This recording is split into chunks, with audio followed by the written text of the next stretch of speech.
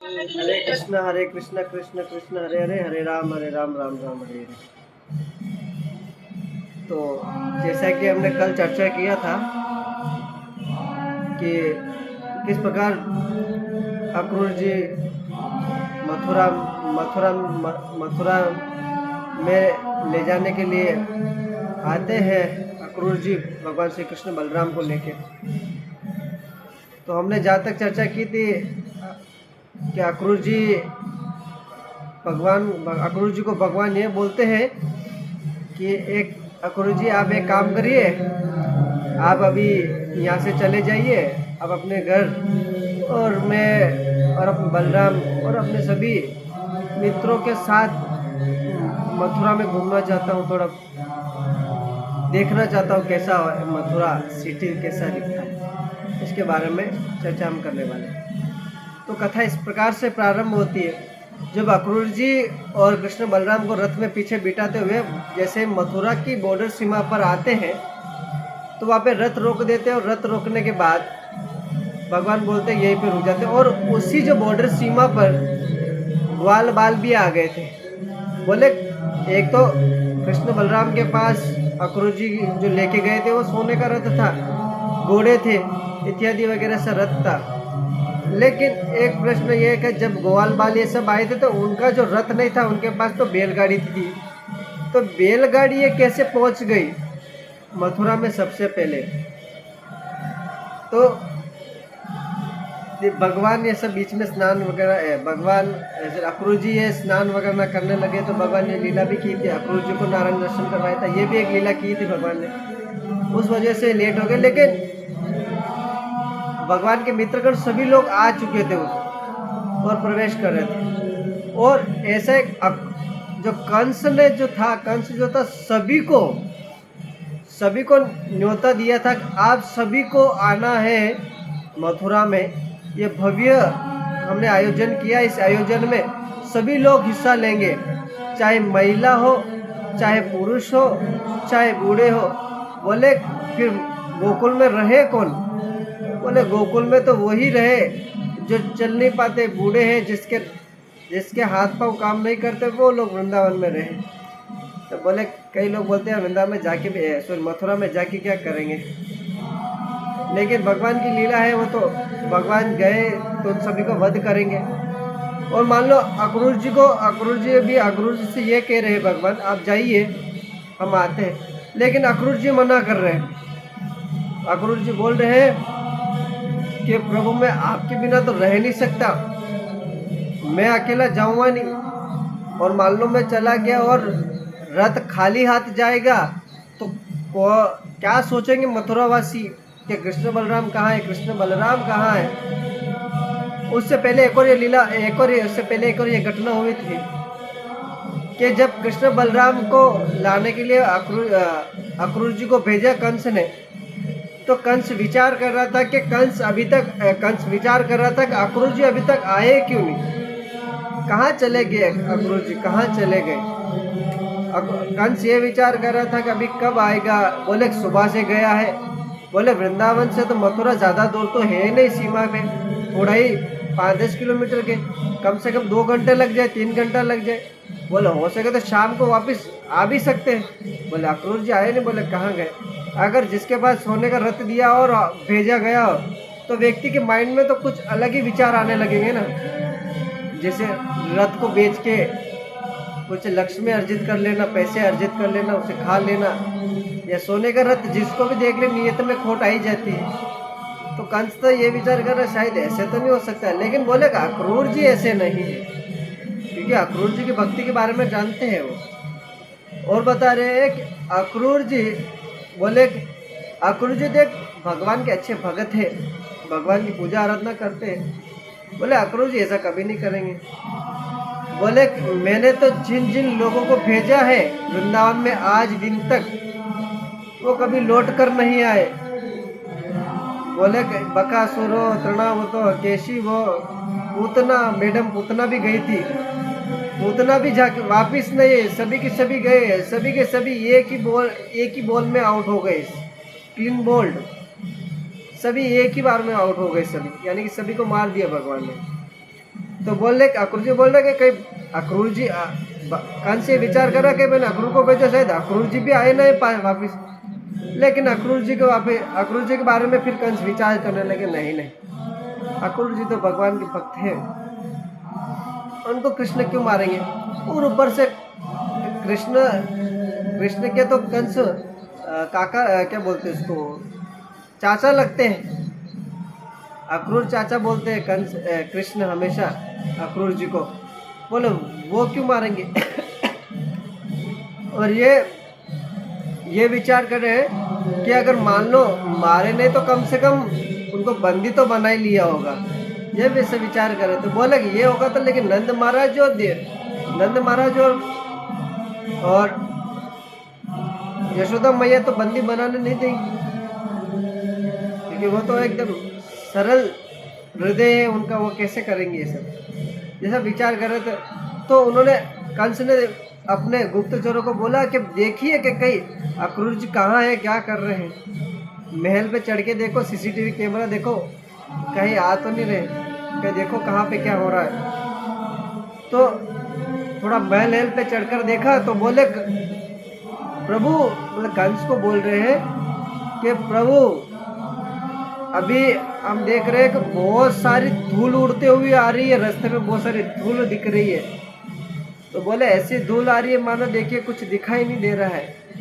तो बोले ऐसा लग रहा है कि मानो बोल रहे एक कृष्ण के सभी गोपाल सब गण आ चुके हैं, क्योंकि कंस ने इन्विटेशन दिया था कि फेस्टिवल हो रहा तो दही माखन इत्यादि वगैरह लगेगा। तो सभी ब्रजवासी क्या करिए कि माखन वगैरह सब लेके आइए आप लोग। तो सब बैलगाड़ी लेके आ रहे, इसी वजह से धूल भी उड़ रहा है। और ये कह रहे हैं कि अच्छा उस बैलगाड़ी में कोई दिखाई दे रहा है, कुछ आ रहे कि नहीं आ रहे। तो बोले पास में जाके देखे आओ। तो कुछ लोग देखने भी गए, तो देखने गए तो बोले हाँ वृंदावन के सभी गोपगण सब लोग तो आ ही चुके हैं। और बोले और क्या कोई दिखाई दे रहा है। बोले नंद उपनंद सुनंद सब लोग आए हुए हैं, हम सब देख रहे हैं उनको आए हैं। तो बोले अच्छा तो ठीक है। और नंद महाराज ये सब आए हैं तो इसका मतलब है कि कृष्ण भी तो आए होंगे। तो बोले हमें कृष्ण तो नहीं दिखाई दे रहा है, तो कृष्ण के बारे में जानकारी लाइए। तो बोले ठीक है। अभी इतना ही चल रहा था तो अभी देखिए कृष्ण बलराम अभी सीमा पे ही खड़े हैं। अभी कृष्ण बलराम इधर आ गए, लेकिन अभी कंस के बारे में क्या, कंस क्या सोच रहा है, कंस को क्या चिंता हो रही है, उसके बारे में भी थोड़ा चर्चा करना जरूरी है। अभी कंस चिंता कर रहा था, ये कृष्ण आएगा मार देगा, ये कर देगा, क्या होगा। लेकिन उससे पहले कंस ने तैयारी करके रखा था, फुल प्लानिंग मर्डर करवाना था कृष्ण का। लेकिन भगवान ने उनका मर्डर कौन करवा सकता है। तो कंस क्या किया, जब ये ग्वाल बाल सब आ चुके तो कंस को बोले, अभी कंस ने क्या किया कि सारा जो आयोजन हो रहा तो वो देखने चला गया महल में क्या हो रहा है, कि यहाँ पे यज्ञ होगा और यहाँ पे दो मल जो मल युद्ध मुष्टि करने वाले थे ना, ऐसे युद्ध करने वाले, ऐसे 4 मल योद्धा को ने खड़ा रखा था, लेकिन 2 अधिकतर का नाम आता है ना।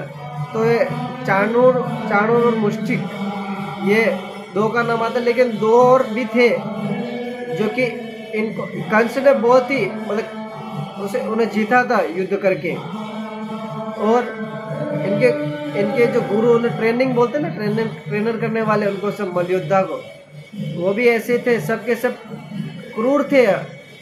बोले क्रूर मतलब निर्दयी थे, वो किसी को भी मार देना, और वो मतलब छोटा हो चाहे बड़ा हो, बच्चा हो बूढ़ा हो, बड़े निर्दय से मार देना। क्योंकि बोले राजा ही इस प्रकार से है तो क्या किया जाए। तो राजा कंस था तो वो भी ऐसे क्रूर ही था, और उनके जो सेना में भर्ती होंगे वो भी स्वाभाविक बात है क्रूर, जैसा राजा वैसे प्रजा होने वाली है। तो कंस भी क्रूर, ये भी सभी क्रूर है। तो बोले इनके मुष्टिक और चामर से इनका वध करवा देंगे हम। तो बोले ऐसा उनको सब देखने के लिए चला गया।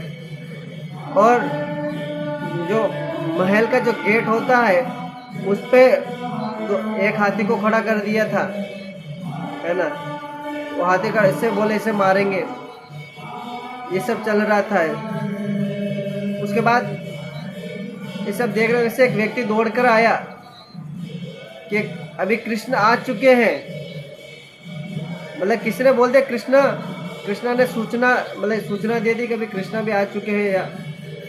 तो उन्होंने क्या किया, कंस गया तुरंत जाके अपने रूम में जाके अपने आप को बंद कर दिया।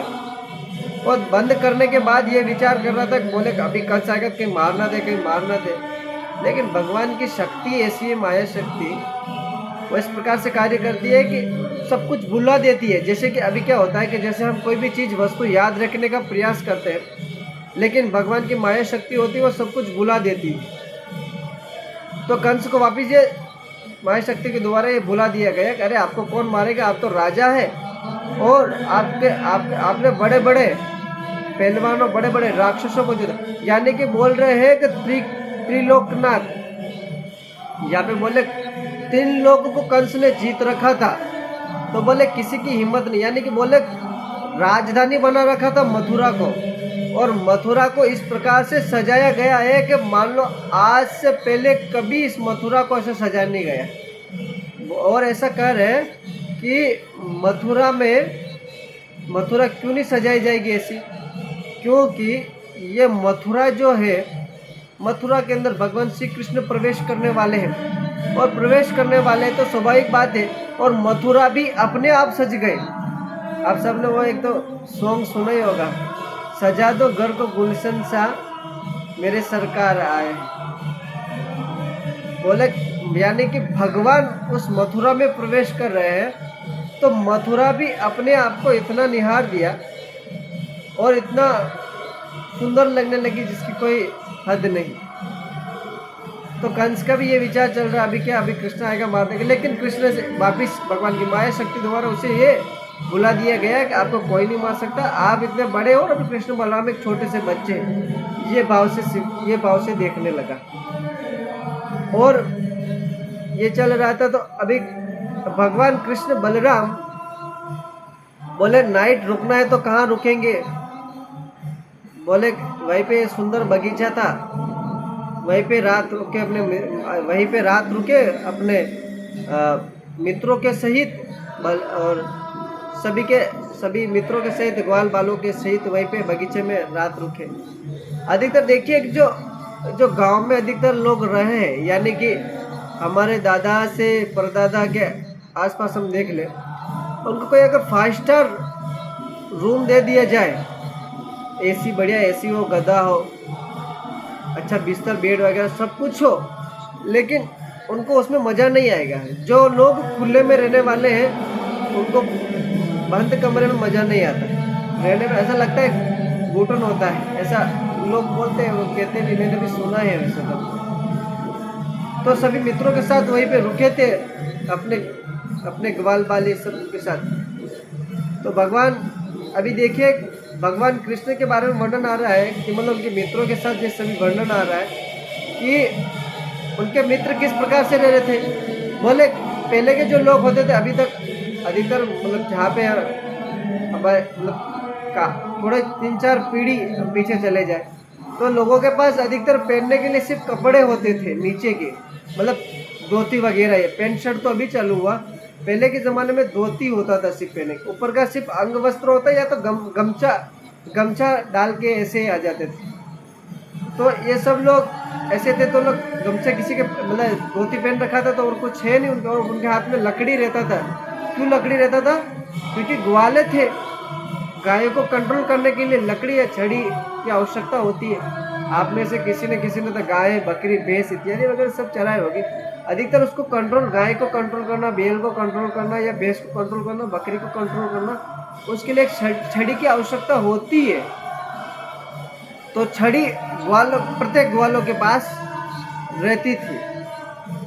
तो बोले अभी क्या, अभी सुबह हुआ और सारे मथुरा में ये इस प्रकार से अफवाह फैल गई। अफवाह मतलब जैसे कि ये सूचना फैल गई चारों तरफ। कैसे फैली? बोले बिजली की रफ्तार से। बोले बिजली आती है, कैसे लाइट जल जाता तुरंत। बोले कि ये रफ्तार से सूचना फैल गई कि कृष्ण बलराम अभी मथुरा में आने वाले, इन गलियों से गुजरने वाले हैं।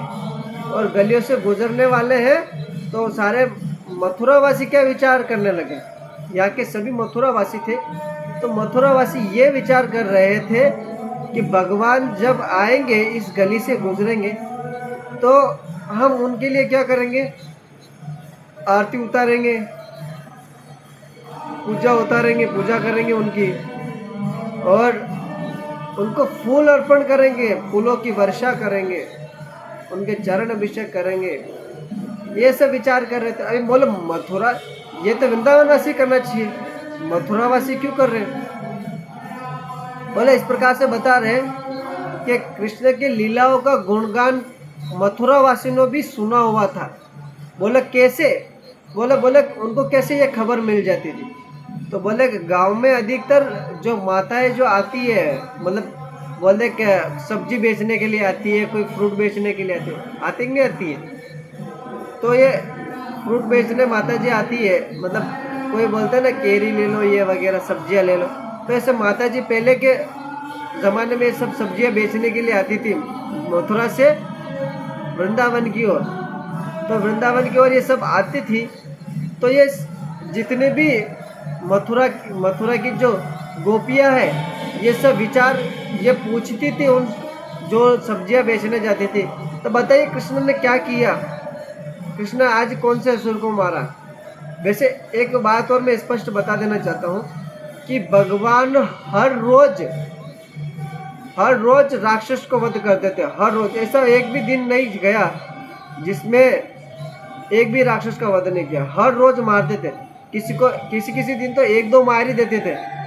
तो बोले प्रभु जी, हमने अभी तक जिन राक्षसों का वर्णन किया वो तो गिनती से कम 25 से 30 राक्षसों का हमने स्टोरी, कथा, लीला सुनी है हमने। तो बाकी की भगवान इतने साल रहे वृंदावन में, तो बाकी उनकी क्यों नहीं बताई जा रही। तो बोले इसका ऐसा है कि शुकदेव गोस्वामी ने जो बड़े बड़े राक्षस थे उन्हीं का ही उन्होंने वर्णन किया है, बाकी का नहीं किया है।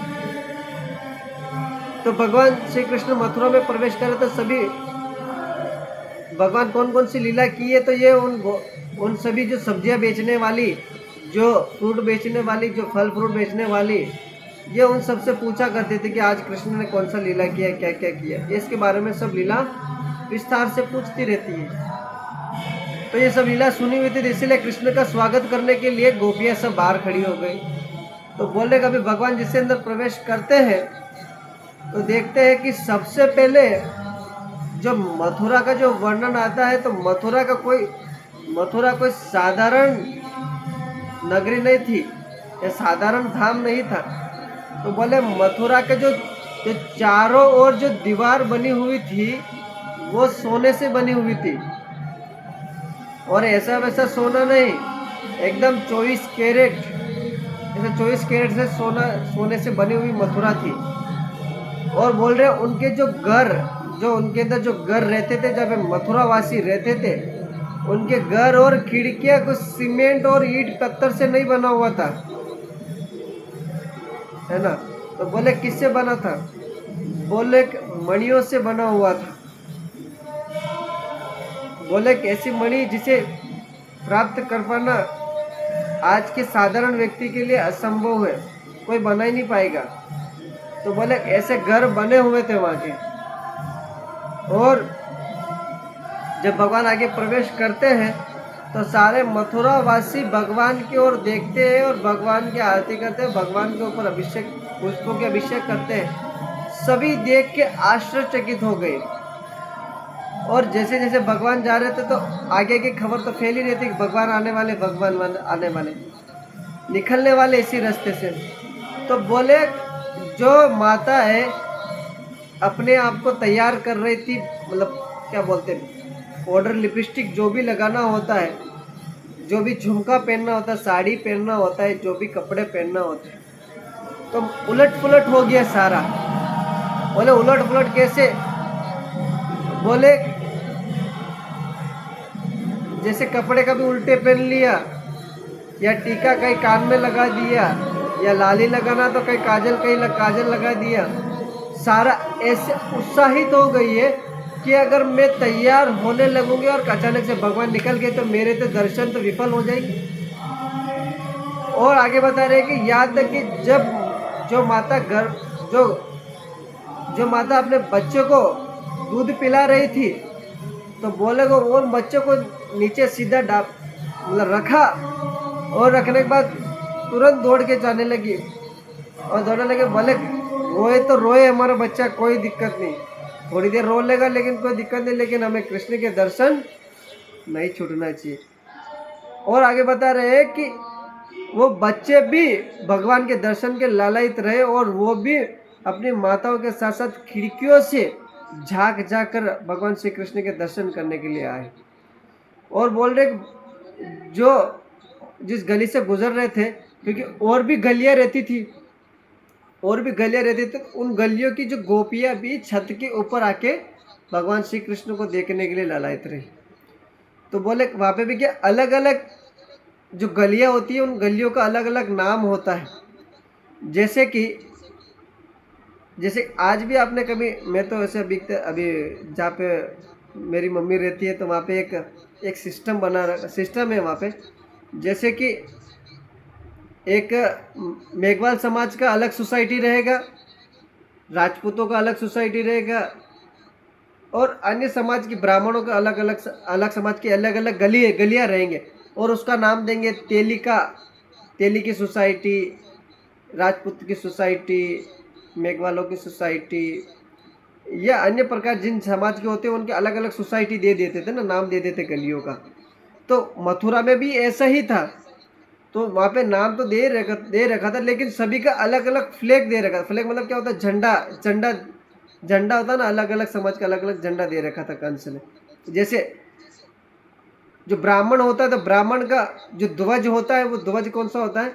बोले सेफ्रॉन कलर का, ऑरेंज कलर का, भगवा कलर का, और उस पे यज्ञ की सामग्री बना हुआ होता है हवन कुंड का, जैसे गोबर, उपले वगैरह, ये सब लकड़ी वगैरह। और जो ब्राह्मण होता था, जो क्षत्रिय होता था, उसका ध्वज श्वेत कलर का होता था, मतलब सफेद कलर का, जहाँ पे तलवारें के ऐसे निशान बने रहते थे। इससे पता चलता था कि हाँ ये ब्राह्मण की सोसाइटी है, ये एक क्षत्रिय की सोसाइटी है। तो ऐसे अलग अलग सभी की सोसाइटी होता, तो सभी के सोसाइटियों के ऊपर एक एक झंडा लगा रहता था कि ये हाँ इनकी सोसाइटी है। तो ये सारी सोसाइटी भी एक साथ इकट्ठा होकर उस गली में आ गए जिस गली से भगवान गुजरने वाले हैं, और सारे के सारे लोग देखने आ गए। और जब जैसे ही जा रहे हैं भगवान, तो बोल रहे वहाँ की जो नई जो गोपियां हैं वो भी भगवान को स्पर्श करने के लिए तरस रही है। और बता रहे कि जब भगवान आगे प्रवेश किया तो सबसे पहले भगवान ने क्या किया, तो सब तरफ भगवान देख रहे थे क्या चल रहा, और बोल रहे उस गली में इतना भीड़ था, तो भगवान देख रहे थे कि ये तो सारा इतना भीड़ है, तो ये तो हमें कुछ अच्छा नहीं लगा। अधिकतर गांव के लोगों को अगर सिटी में भेज दिए तो बहुत भीड़ा वाला इलाका हो तो बोलेंगे ये कौन सी जगह पे आ गए हैं। जैसे मैं सूरत गया था एक दो बार, तो सिटी में गए थे तो मुझे तो बहुत खराब लगा था तो वो बात अलग है। आगे जब प्रवेश किया तो भगवान बलराम और कृष्ण गजराज की चाल चल रहे हैं, और चल रहे तो भगवान कृष्ण तो देखा जाए तो कंस के भांजे बोलेंगे, भतीजे बोलेंगे, भांजा बोलेंगे। तो कंस के भांजे हुए ऐसे चल रहे, और उधर से कंस का एक सेवक था जिसका नाम था धोबी को सब लोग जानते हैं ना, धोबी। तो पता चला कि कंस का कल आयोजन होने वाला है, फेस्टिवल होने वाला है, युद्ध होने वाला है, मतलब यज्ञ होने वाला, तो उसके लिए अच्छे कपड़े ले जाते थे। जैसे सतरंगी कपड़े होते हैं ना, इस प्रकार से सतरंगी कपड़े लेके जाते स्त्री वगैरह। और जो कपड़े की जो कॉलर वगैरह होती है, जो हाथों की जो डिजाइन होती है, जो बटन होते हैं वो सोने के थे। और ये लेके जा रहे हैं, और ये लेके जा रहे तो सामने से भगवान आ रहे गजराज की चाल में, और सामने से वो कंस का सेवक भी आ रहा है। तो सेवक आ रहा था तो भगवान उस कंस के सेवक के पास जाके कहने लगे कि ये क्या, ये कहाँ ले जा रहे इतने अच्छे वस्त्र, एक काम करिए, हमें हमें ये वस्त्र दे दीजिए, हमारा भी, हम भी पहन लेंगे, क्योंकि हम तो देखिए धोती में ही आए हैं, हमारे पास कुछ है नहीं, शरीर पूरा कपड़ा का है नहीं, मतलब शरीर तो ढका हुआ ही नहीं, थोड़ा कुछ कपड़ा दे देंगे तो हम शरीर को ढक देंगे। बोले तुम कौन हो? अरे भाई साहब, हम वही है जिसने कंस ने हमारे लिए सोने का रथ भिजवाया था हमें इनविटेशन देने के लिए, और आप हमें मना कर रहे हैं। तो बोले हो कौन आप? बोले हम कंस के भतीजे हैं, भांजे हैं, सॉरी। तो बोले भांजे हैं, तो बोले जैसे क्या, मामा का तो वैसे मामा का कुछ ऐसे नहीं, थोड़ी बहुत कुछ किसी की वस्तु के ऊपर भांजा का तो अधिकार होता ही है वैसे तो ऐसे मांग लिया, तो उसने मना कर दिया, हम नहीं देंगे। तुम्हारा, बोले तुम्हारा ये दुस्साहस जो हमसे ऐसा कार्य करे। बोले कभी कभी राजा जो होता है ना, तो कभी किसी को, धोबी को भी कभी अपने सिर पे चढ़ा दिया था, तो वो भी ऐसा समझने लग गया है कि कंस के बाद कोई राजा है तो वो धोबी है। तो भगवान देखिए भाई साहब, इस बेटा को बहुत अहंकार हो गया है। भगवान ने सिर्फ क्या किया, ऐसे हाथ घुमाया, जैसे ऐसे हाथ घुमा, उस धोबी का पूरा गर्दन कट के नीचे गिर गया। पूरे बाजार में सभी लोग कह रहे ओ माय गॉड, कैसे गर्दन अलग हो गया, खून निकल रहा है। बोले छोटे बालक ने गर्दन काट दिया बिना हथियार के। बोले ये कैसे संभव हो गया? अरे ये संभव हो सकता है भगवान की कृपा से। तो इस प्रकार से धोबी का उन्होंने वध किया, और धोबी के कपड़े वापिस सभी ग्वाल बाल पहने, बोले मोटे तोटे जैसे भी थे कपड़े पहने, और वापस आगे चलने लगे। इसकी कथा हम आगे कल प्रारंभ करेंगे। हरे कृष्ण।